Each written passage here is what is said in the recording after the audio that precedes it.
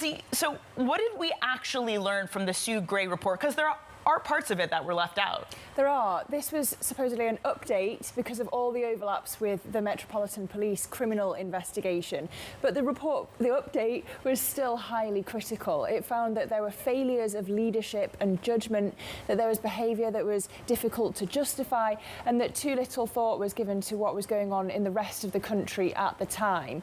But the report didn't name Johnson or explicitly conclude that he had breached lockdown rules, broken the law, or misled Parliament, which is usually a resigning matter. So where does that leave him? Well, it was confirmed last night that the full report will be released when the police investigation concludes.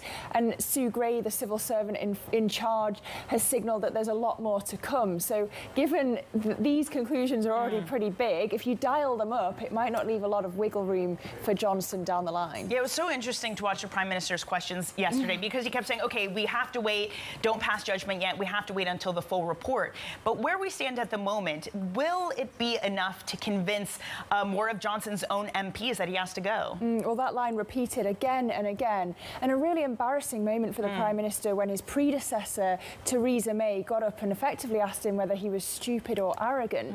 She was then followed by a series of Tory MPs, one asking whether he was a fool for following restrictions, not going to his, when he went to his grandmother's funeral. And then, as you'd expect, a series of opposition MPs arguing that he thought he was above the rules and that he should resign. It doesn't look like he's going to do that, but it also doesn't look like we're going to get those 54 letters of no confidence just yet, because Johnson will trot out that line again, that they'd be prejudging the police report, and it doesn't look like there's an obvious successor in mind just yet. So, Lizzy, we can't have you on set with us here and not ask about the BOE. I'm sorry, you knew it was coming. All right, so we have a decision tomorrow. What are expectations? Well, markets and economists are expecting a hike to 0.5%. That seems almost a certainty as they're putting it. So what we'll be looking out for are clues as to how fast and how far the bank is going to tighten this year. You might get a sense about that from the inflation forecast, and we'll also be listening to the governor's remarks. If he emphasises the cost of living crisis, that might signal that we won't get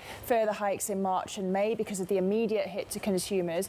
If he emphasises inflation expectations and the risk of a price-wage spiral, that could signal further tightening. And if we get that, then we're likely to get more of this quantitative tightening, active quantitative tightening.